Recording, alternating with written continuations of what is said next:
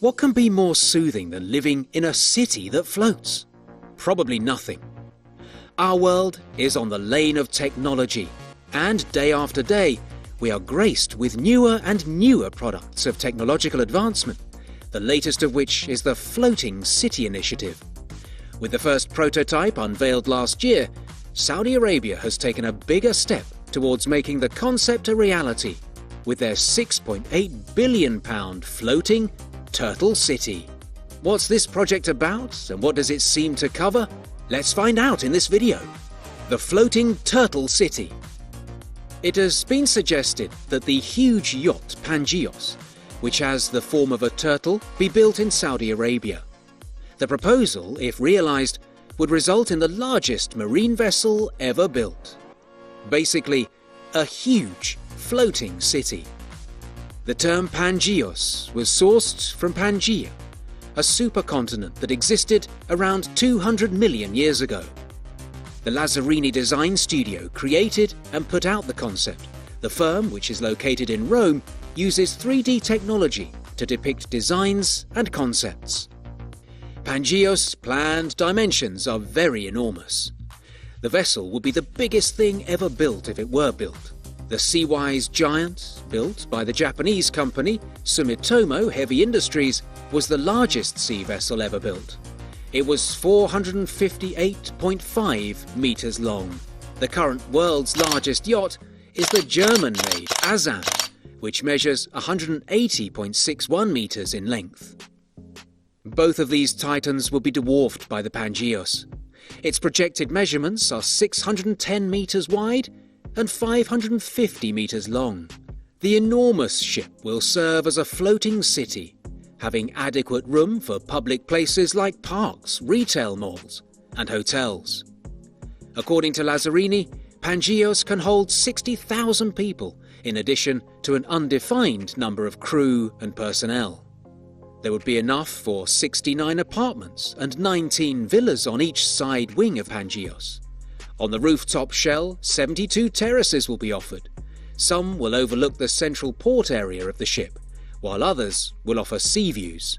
In contrast to a typical cruise ship or yacht, the Pangeos will be the main attraction.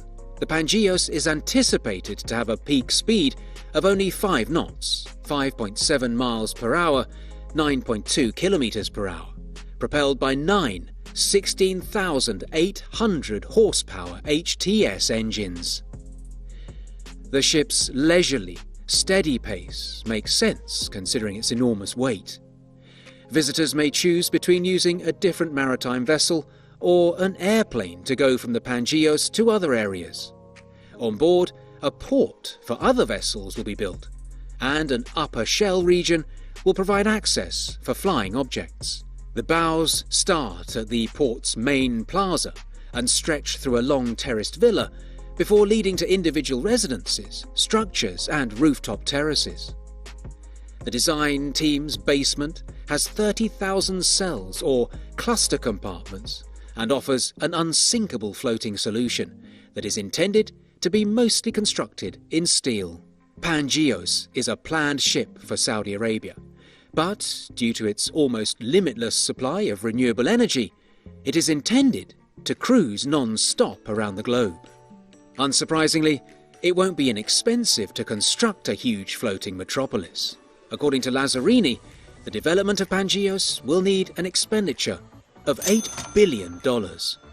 In order to raise money, there is an NFT crowdfunding project. Cryptocurrency may be used by backers to purchase virtual space on Pangeos inside the metaverse. Construction, according to Lazzarini, would take 8 years. Finding a suitable location big enough for such a massive building project is difficult enough. Designers have chosen a site near King Abdullah Port as a potential location for the mega project, pending approval from the Saudi Arabian government. To start construction, a seabed area of around 1 square kilometre would need to be dredged. Water levels will be managed at the building site using a circular dam. Pangeos is still very much in the conceptual stage right now. However, the futuristic floating city's development will someday start in Saudi Arabia. Busan Oceanics.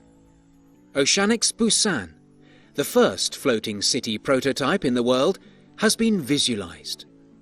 Off the coast of South Korea, the goal is to build a community that can accommodate increasing sea levels.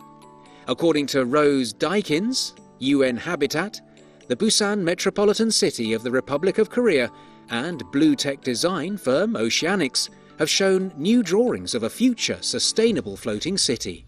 Furthermore, it will soon become a reality when development gets underway next year. What is the purpose? With the climate catastrophe and significant land limitations in coastal towns, Oceanics Busan aims to provide a groundbreaking solution. 2 out of every 5 people on the planet live within 100 kilometers of a coastline, and 90% of megacities are at risk from sea level rise, which may result in billion-dollar flood damage to infrastructure and the eviction of millions of climate refugees. Residents are compelled to migrate closer to the sea in places with fast population growth, where there is limited opportunity for expansion, raising housing prices to perilous levels and displacing people with the lowest incomes. Cities on water might aid in our adaptation. Philip Hoffman, CEO of Oceanics, said, "Today is a pivotal milestone for all coastal cities and island nations on the front lines of climate change. We are on track to deliver Oceanics Busan and demonstrate that floating infrastructure can create new land for coastal cities looking for sustainable ways to expand onto the ocean while adapting to sea level rise." The world's top designers, engineers, and sustainability specialists collaborated to create the flood-proof prototype under the direction of New York-based Oceanics. The principal designers of Oceanics Busan, which was announced at the second UN Round Table on Sustainable Floating Cities, were the Big Bjark Ingalls Group and Samu, owned by Samsung. The agreement to construct the prototype with a host city was formed during the first roundtable in 2019, and Busan was agreed to serve as that city in 2021. Busan was a logical place to use for the deployment of the floating city prototype due to its position on the southeast coast of South Korea, its maritime culture, and its well-established marine engineering sector. Busan's mayor, Park Hong-joon, has lofty plans to make Busan a smart, eco-friendly city and to submit a proposal to the host of World Expo in 2030. In response to sea level rise and its disastrous effects on coastal towns, he remarked, "We joined forces with UN Habitat and Oceanics to be the first to prototype and scale this bold notion." The executive director of UN Habitat, Maimouna Moud Sharif, remarked during the event, "We cannot handle today's challenges with yesterday's tools. We must come up with creative answers to the world's problems. However, let's be inclusive and fair in our pursuit of innovation, and make sure we don't leave anybody or any location behind." Oceanics Busan, the first sustainable floating town prototype in the world, is made up of 15.5 acres of linked platforms that can house 12,000 residents, with 30,000 to 40,000 square meters of mixed-use area per platform. Each community is created to fulfill a distinct function, whether it be homes, research centres, or eco-friendly accommodation. The link-span bridges that connect the floating platforms to the ground frame the protected blue lagoon of floating performance, art and leisure venues. The low-rise structures feature rounded edges and terraces for living inside and outdoors, and they connect the Oceanics Busan's network of energetic public areas. The goal is for Oceanics Busan to naturally change and adapt throughout time in response to Busan's demands. It has the capacity to grow from a neighbourhood of 12,000 inhabitants and guests to house more than 100,000 people. The prototype floating city relies on 6 interconnected systems to run smoothly: closed-loop water systems, closed-loop food systems, net-zero energy systems, innovative transportation, and coastal habitat regeneration. 100% of the city's energy will be produced by these interconnected systems through rooftop and floating photovoltaic panels. Each neighbourhood will also provide innovative urban agriculture, treat and replenish its own water supplies, conserve and recycle resources, and have outposts and greenhouses on the floating platforms. A template for resilient and sustainable communities, according to Big Bjark Ingels Group founder and creative director Bjark Ingels, will be Oceanic's modular marine city. Oceanic's Busan, our first example of this new type of waterborne urbanism, will transfer the city's distinctive personality and culture from the land to the surrounding waters.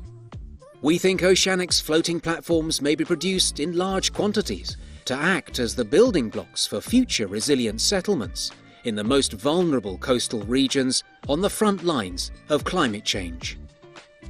Sustainability is built into floating city design. Sustainability is yet another crucial aspect of the design. To guarantee that the floating city reuses and wastes as little as possible, the Oceanic's Busan features 6 integrated systems that are focused on energy, food, water, trash, transportation, and coastal habitat regeneration. Photovoltaic panels on rooftops and floating structures will produce all of the city's operating energy requirements. Each community will have its own water treatment and replenishment system, resource reduction and recycling measures, and food production in urban farms. Overlooking the future. The proposal to build a floating metropolis is not limited to Busan. The carbon-neutral floating office Rotterdam, which can float with rising sea levels, was launched by King Willem-Alexander of the Netherlands in the Dutch port in September 2021. Maldives' floating city construction is also expected to get underway this year. With more than 80% of its land area at or below 1 metre above sea level, the archipelago in the Indian Ocean is one of the most climatically susceptible countries. While floating towns and offices are one way to mitigate the effects of climate change on coastal communities, the ocean still faces a number of other problems that need immediate attention. And with that, we come to the end of this episode. Did you like what you just watched? Then like the video and subscribe to our channel. See you again in the next one.